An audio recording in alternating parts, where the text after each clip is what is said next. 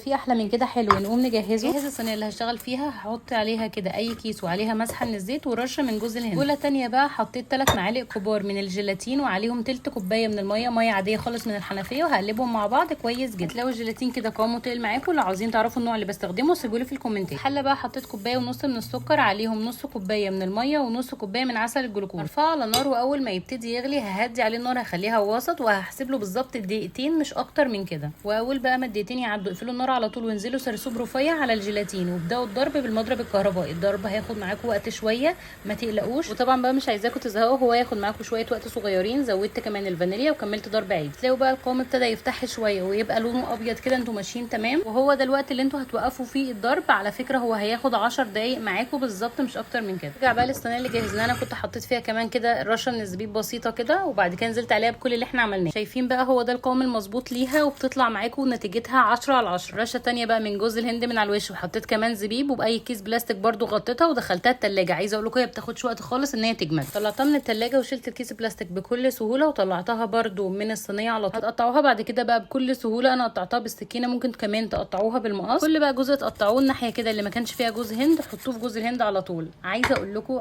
قشطيه او القشطه زي ما بيقولوا عليها من حلويات مولد النبي، كتير جدا مننا بيحبها. هتلاقوا المطه مفيش اروع من. جربوها بجد هتعجبكم قوي، وبالف هنا، وكل سنه وانتم طيبين بمناسبه المولد النبوي الشريف.